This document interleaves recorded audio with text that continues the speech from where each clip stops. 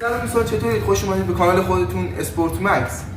امروز اومدیم که به باکسر برسیم دیگه. اگه ویدیوی قبل دیده باشید توضیحات دادم، همه خودتون میدونید که قضیه چیه.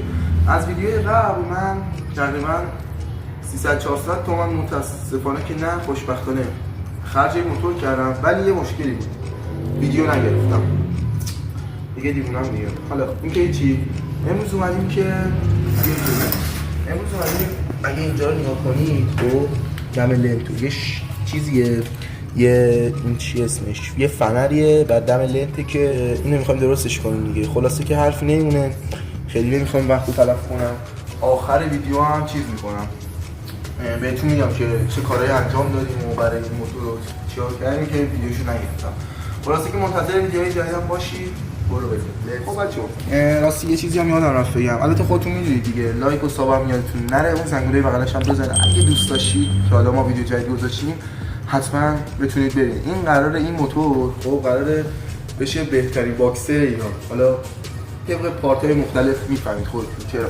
خب ببین بچه‌ها، اصلا این خب ساده ترین کار توی چی موتور، یعنی خیلی ساده است، اصلا احتیاجی به چیز خاصی نداره. اینو طبیعتا میگه همه بلد. ببین اول این پیچ اینجا رو خب بازش میکنیم تا چی پیچ تا آزاد بشه. این خب راستی اینم خود اون چیز هست دیگه، فنر است.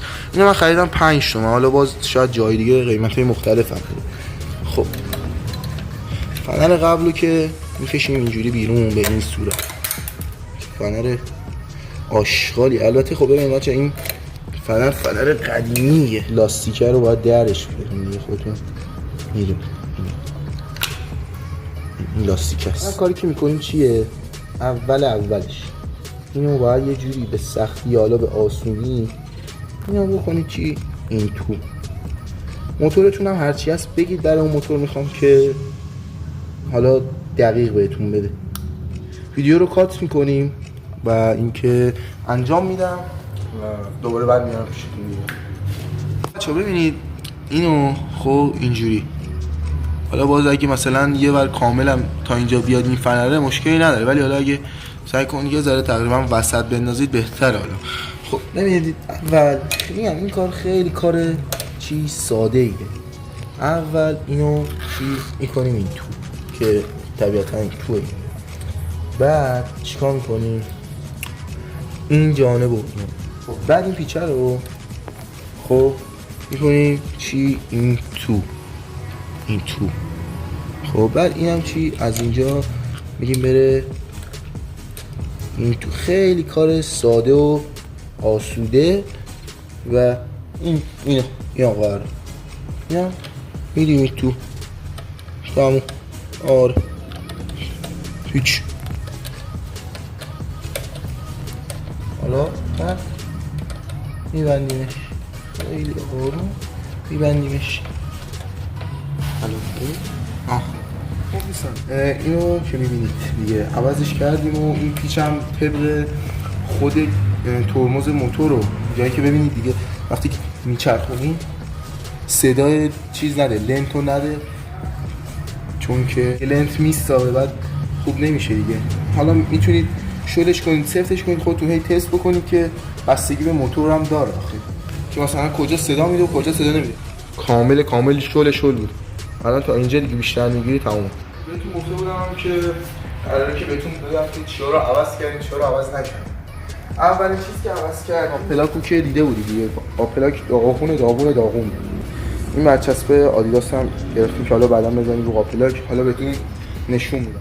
سروالفای فشنگی تیره که 47 بود و یه چیز مهم که واقعا خیلی خوب شد که گرفتیمش، میگم اگه ویدیو میگرفتیم خیلی قشنگ میشد. گرفتیمش شمع غیر سوزنی هیرو پلاس بود که واقعا شمع خوبیه خدایی. حالا این واقعا شمع این کیلومترها ببینید هنوز نگاه کنید، یکی چراغ داره خب، یکی چراغ چی نداره، چراغ کیلومتر نداره. من براش 2 تا گرفتم، 2 تا 9 0، ولی هنوز ننداختم. حالا یا خودم میندازم خب، یا اینکه میبرم میدم کسی یعنی موتورساز برام بندازه، ویدیوشو میگیرم، بعد چراغ جلو رو هم قرار عوض کنیم دیگه، تلق و سفره اینا رو بندیم دیگه، میریم قضیات چی؟ موتوری، ظاهری و غیره. اینجا خوبه، اینجا میزنیم که میخوام باز اینجا رو چیزای دیگه هم بزنیم.